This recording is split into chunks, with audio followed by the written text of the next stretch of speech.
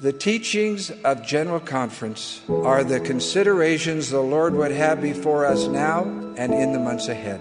Our marching orders for each 6 months are found in the General Conference addresses. For the next 6 months, your conference edition of the Ensign should stand next to your standard works and be referred to frequently.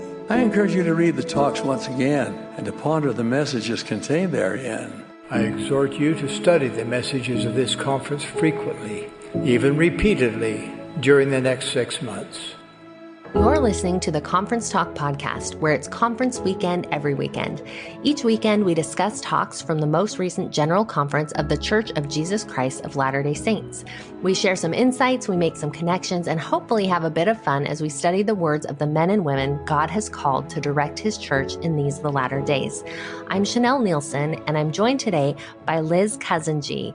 Liz, thank you so much for being here with us. Today, we are going to talk about Elder Garrett W. Gong's address, We Each Have a Story. So before we jump in, I would love to introduce our guest today. Liz Cousin-G is the podcast host over at Latter-day Saint Book Nook, where she talks about different books and relates them to the gospel, which I think is just the coolest concept and idea for a podcast. Liz is also the author of a brand new book that just came out called The Holy Ghost from A to Z. So Liz, we would love to know a little bit more about your book, a little bit more about you, your podcast, anything else you want to share as we get to know you. Yeah, I'm very glad to be here. As for me personally, I live in Utah. I'm in Riverton, Utah, and I am the mother of 3 little girls, ages 6, 4, and almost 1. So they keep me on my toes. They also don't let me podcast very much unless it's like the middle of the night. Yes. but I get by. And as for my book, it is it's a pretty short read. I kind of packed a lot of information into a little space because I know people are busy and you don't always have time to pick up this huge book at Deseret Book that's like, the width of your hand about the Holy Ghost. Right. So this way you can just get it and flip through it and find 26 ways the Spirit can bless your life. Oh, I love it. That's so cool. Yeah. Awesome. Okay. Well, I am excited to dive in and talk more about We Each Have a Story. This was by Elder Gong. And to start off, let's just hear from you, Liz. What stood out to you, or what did you get from this talk? It was a really good talk. It was a good refresher on family history because I feel like my involvement in family history kind of goes up and down throughout my life. And I have not done family history in the last little while. And so I liked that part of it, just remembering how important it is and how it can bless our lives. Yeah, that's really good. I think that we all do need the reminder. It was really interesting because this, for whatever reason, during General Conference, this talk did not stand out to me very much. I didn't connect with it. And then when I read through it, I realized there was so much in it, but I kind of needed to read this one again and go back to it to really get some of those insights. And I think that's good. There are certain conference talks that are going to hit us in the moment, and then there are some that we don't get until later. And there's still something for us there, but we have to go back. So to start off, Elder Gong talks a little bit about his name and his story. Any thoughts on that section of the talk?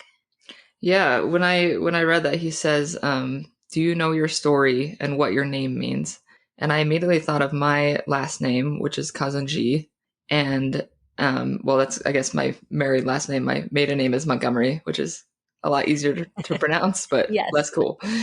And I remembered that my husband told me that that last name used to be Cousin-Gdis, and it's from Greece. And so when people would hear, like when we were first married and we'd introduce ourselves, people would ask, "Oh, Cousin-G, where does that name come from?" And I'd always say, "Oh, it's Ukrainian. It's from Ukraine. My husband is from Ukraine." Oh. But then if he were the one answering that question, he would say it's from Greece. But it turns out that his family, so his grandpa was born in Greece and came over to the Soviet Union, so in the area of Russia, and they actually had to change their name because of the persecution there. So there was a Soviet persecution of Greeks in like the 1930s under Stalin, and they were they killed and deported thousands and thousands of Greeks. Wow. And so his family, his grandfather and their family, they changed their last name to be Kazanji. So they dropped the last part so that it would sound more Russian and that it would sound less foreign. And he was kind of able to save his life that way. And he had brothers and uncles that were actually killed just for being Greek. And it's just Wow. crazy. That is, and that's a really interesting story. And I love that tie-in to this talk. I think it's interesting because often we don't know all the history. At least I don't, know the history of my name or my ancestors. And yet when you dig in, there's a lot there. And so that's so cool. Elder Gong talks about his 3 names that are Dutch, American, and Chinese. And you know what I thought was really interesting? He tells his story, but it's not the story I would have told for him. Like, I thought it was really interesting. Just a quick refresh for anyone listening. He says we each have a story, and then he talks about the rain on his face and the wind as it rushes by. He waddles with the penguins in Africa. He gives pictures. He gives young children their very first photo of themselves. He waits at the hospital as each of his children is born. I mean, that is so interesting to me that is what he picked for his story. Did you find that interesting? Yeah, definitely. Because we usually think of dates and places, I was born this, I lived here. And I think that's the surface part of family history work, is seeing those dates. But I think I remember hearing a quote like, it's in the dash, like when you're at a cemetery and you've got the birth year and the death year, like what's in the dash. And that's what's fun about family history is getting to know that dash for your ancestors. Yeah, I love that. That's so true because, if I was thinking of Elder Gong's story, I probably would have thought of the very bare bones, the things that are going to be in his family history. Well, my great great great grandpa was an apostle. He was called as an apostle at this date. He married his wife, this time, and here's when he was born and here's when he died. And yet these are like him as a person. The things that he shared are him. And so it's really an interesting kind of shift for me that it's not all about here's the facts, here's the boring stuff. Family history is about these real people and getting to know them. And he talks about that a lot later in the talk about your memories of your ancestors, your direct ancestors, right? Like your grandma that you knew and her actual stories and the things that you know about her rather than just names on a page. Mm-hmm. Yeah. Okay. So I like that beginning. What else stood out to you in this talk? I liked there was a time when he shared some stories of how people are kind of passing along their family history, that a grandfather got his family together and told them about when missionaries came to him and taught him the gospel, and he called them angels from heaven. And it reminded me of when I was a teenager, I decided to embark on a family history project where I wanted to find every part of my family tree where my ancestors were baptized. So where did the gospel enter into my family? And at some point it was just a few generations back. At other points it was, way back to Joseph Smith's day. And that was really neat. And that's something that if you feel like all of your family history has been done, by your great aunt or whatever, and it goes back so far, it could be a neat project to find those links of where the gospel started. And I remember as a teenager that really helping me with my own testimony, finding out like how did they hear about the gospel and why did they join, why did they join the church? And it was at a time when I was thinking like, do I believe in this? Like, why am I holding on to this? And to hear their experiences was just a huge testimony builder for me. That is such a cool project. I love that idea. And that's really a crucial part of our story and our ancestors' story, because a lot of us are here because of our ancestors. We're here in the church because of our ancestors. And even if, I would venture to say, even if our ancestors were not members of the church, the seeds that they planted that allowed us to be who we are, to then accept the gospel, also came from them. So that's a really neat idea. It gets me thinking about, where that is in my own family tree. My dad is a convert, so he joined the church when I was 7 and then was able to baptize me, and our family was able to be sealed in the temple when I was 8 years old. And then my mom's side goes back to also Joseph Smith's day. I mean, we had ancestors in Nauvoo. And the more that I learn about their conversion stories, and that can be, in Nauvoo, or my own dad going to church with my mom and trying to decide if he was going to do something different than what he had been raised with. But those conversion stories are so powerful, aren't they? Mm-hmm. Yeah, I love that you had that desire as a teenager. Okay, one of the things that Elder Gong says is, in talking about our ancestors, he said, when we die, we don't cease to exist. We continue to live on the other side of the veil. Still very much alive, our ancestors deserve to be remembered. I think that's just so cool. I mean, we know life goes on after death, but he's talking about this connection with people who are still there. So I didn't pre-plan this question, so I'm putting you on the spot, but I'd love to just hear any ways that you have connected with those who have gone before. I think that reading their stories is very powerful.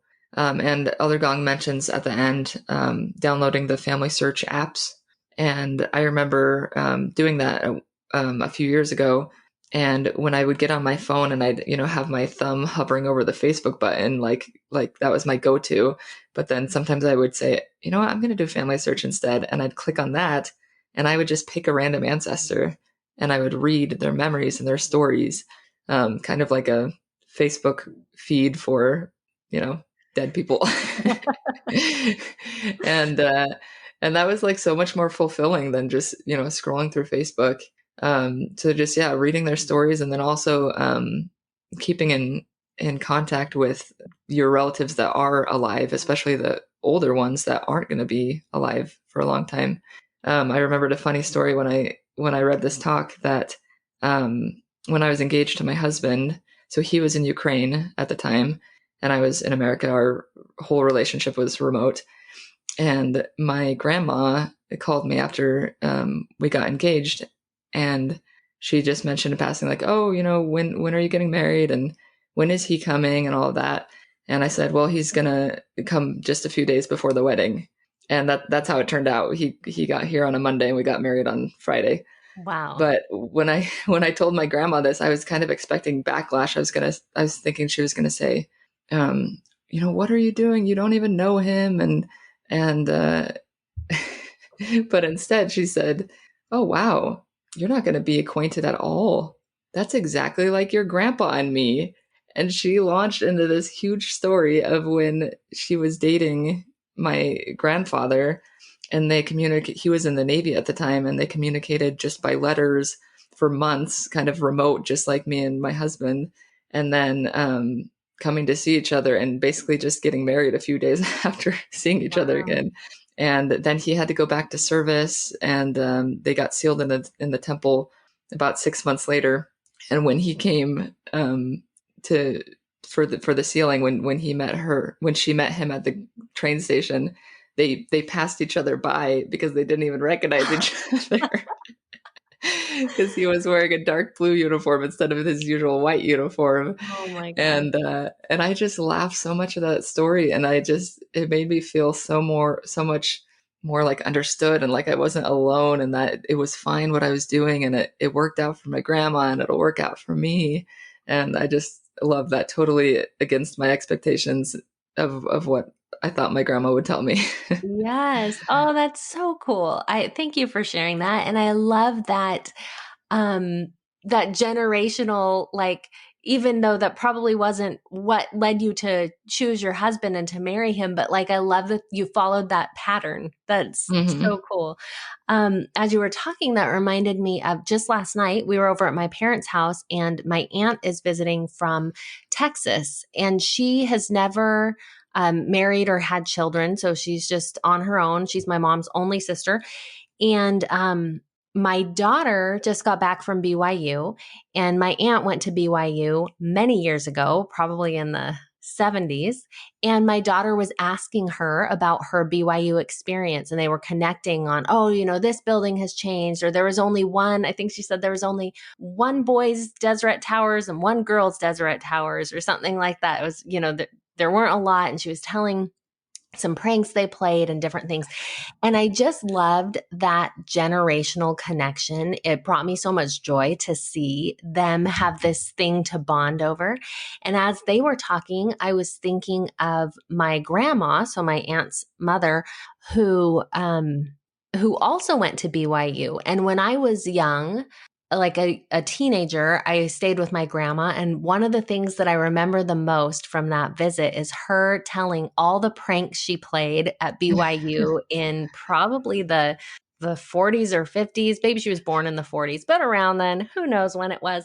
Anyways, all of the pranks and the things. And so this, just like a thing, a place, in this case, BYU, that generations can bond over and laugh about and find this connection point was so cool to hear. Mm-hmm. Yeah. And I think that sometimes there's a lot of, especially nowadays, there's a lot of generational tension, I guess. We've got the millennials versus the boomers and all of these things. But the more you get to know people in any generation, and including your ancestors, the more you realize how similar we all are.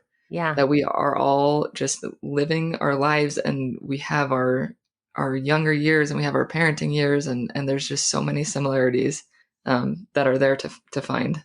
Yeah. I mean, that's such a cool thing about family history, is finding those stories like, oh, you played pranks on people at school. So did I. Oh, you married your husband after never, not hanging out in the same place, being apart. So did I. Like, when you make those connections, then the age doesn't matter as much. Like, you realize you have things in common, and that is a really cool thing. And whether that's through face-to-face communication or on the phone, or even, like you said, opening the Family Search app. I was really touched by a story in family history of just a couple who were so in love and crossed the plains together, and just their romance was really inspiring for me. I'm a romantic at heart, and I love that. And like, oh yes, that is the kind of romance I want to have. And so even little things like that can really inspire and stand out to us. Okay, so heading back to Elder Gong, what other points should we highlight or were highlighted to you? Did the Spirit bring to your attention? I like the way he explained some of the blessings. He said, connecting with our ancestors can change our lives in surprising ways. From their trials and accomplishments, we gain faith and strength. From their love and sacrifices, we learn to forgive and move forward. And we've talked a little bit about just that the comfort that comes from that generational connection. But I love, there's this story from my fourth great grandma where she was in England, like a lot of, early pioneers, and she lived this amazing life. And she was even like a cook to the queen, and she was rich and she had everything. And then she left all that for Zion. Mm. And when she got to Utah, it was like really bad. She had a lot of trials. Like there was some problem with the Indians, so they had to move to different places. And then the grasshoppers ate all of their crops, and so they were going hungry. And they'd often go to bed without supper and then go to work in the morning without anything. And there's this passage that I wanted to read from one of her daughters that wrote about her. And it said, could anyone blame Anne Longman for saying she missed her life in England, where she had plenty to eat and all the comforts of life? One of her daughters remembered her mother standing with her head on her arms, resting on the mantelpiece, with tears dripping like rain on the hearth beneath.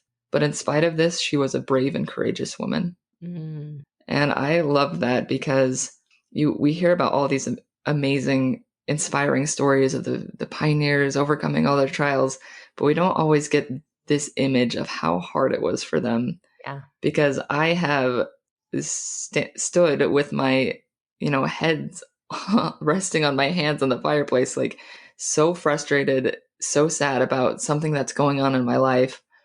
And I just loved hearing that story, knowing that I'm not alone and that I can be brave and courageous just for getting through it. Yeah. So that's definitely one of the blessings that come. And along with that, I think I remembered the atonement and how one of the reasons the atonement is so powerful is because Jesus Christ understands perfectly what we're going through because he experienced it. And we can have a little bit of that in our ancestors, that they didn't go exactly through what we're going through, but they went through a lot of similar things. And so to have that compassion and understanding from them is a huge blessing from doing family history work. Yeah. Oh, that concept is so cool. That just hit me so strong. We know that there's help, there's unseen help from the other side. And until you said that, I've never put it together in quite this way, that it just makes sense to me that the Lord is going to send us those angels who first are probably in our family, most likely, and second have been through what we're currently going through. And so our great great grandma who lost all those babies is probably the one who's there with us when we're struggling from a miscarriage. And our great aunt who never married is the one who's there when we are left at the altar and, don't have that relationship work out or whatever it is. Those ancestors who are perfectly prepared to help us and who can empathize are probably the ones who are sent to us. And so that's a cool connection that I never really thought through before. But yeah, the ones that have that empathy. And so then when we read their stories, we're going to feel something, I think. We're going to feel like, oh yeah, that person went through what I'm going through, and you feel that connection to someone who you were already connected to and probably didn't even know it. Mm-hmm. Yeah. Okay. That's a cool new insight for me. So thank you. I wanted to make sure that we talked about the invitation at the end of this talk. He invited us to do 4 things. And I would love it if you would go over just kind of what Elder Gong is asking us to do with this information. So he says, what can we do now? And then there are 4 things. Do you have that handy that you can cover those for us? Okay. Yeah, that's something I wrote down because I love when things end with concrete ways what we can do. And that's part of my book too, is that every chapter ends with like these 2 to 3 questions that are like, what can you do with this? Perfect. And so the first one he says is gather the photos and stories of your relatives. So I think this is the one where he says, imagine yourself in a mirror, looking in one side, you've got your, your parents, grandparents, and great grandparents. And then on the other side, kind of imagine down the line of your children and grandchildren and so forth, and gather all the stories you can of those people. And that's something that you can do in Family Search and also the Memories app. There's a way to just start collecting those things. So that was the first one. And the second one, he says, let the adventure of family history be intentional and spontaneous. So he gives kind of different ways of, just call your grandmother out of the blue, or, spend time with that baby and just kind of immerse yourself in this adventure, this grand adventure of family history. And then third, he says, visit familysearch.org and download the available apps. And he says they're fun and free. So as soon as I read apps, I thought there was only like one app, like the main Family Tree app. But then I looked and it's got that Memories app. And then there's a new one that says Get Involved. So that's what it's called, Family Search Get Involved. And there's ways that you can just on your phone help in family history, whether that's correcting place names or kind of indexing a little bit. So I thought that was cool. And then the fourth one, of course, is help unite families eternally in the temple. So I like different ways and different directions you can go if you want to make this a part of your life. Yeah, thank you. I think those are so important to highlight, and I didn't know what he meant by apps. So thank you for educating us on that, on all the apps that are available. Well, anything else that you want to share or that stood out from this talk before we close? Just kind of going back to the quote you said that says, "Still very much alive, our ancestors deserve to be remembered." And when I read that, I thought, isn't that what we all want? Yeah. Like, we're living our lives and we don't want this to just be a fleeting moment. We want to be remembered. We want our influence to extend to our children, and we want to make a mark on the world, basically. And we can help our ancestors achieve that by keeping their memory alive and learning those stories and learning those things and letting it change us, because that way they will be remembered. I think there's a quote that says you can count the seeds in an apple, but you can't count the apples in a seed. Yes. And there's just so much to be gained from our ancestors that can keep going for generations and generations as long as we keep them alive. I love that. Thank you so much. I have learned a lot from this episode, so I appreciate you being here with us. And thank you to everyone for listening to another episode of the Conference Talk podcast. Today we discussed Elder Gong's address, We Each Have a Story. If you enjoyed this episode, please give us a 5-star rating. You can find us on iTunes, Spotify, YouTube, Google, Stitcher, Amazon, all the places.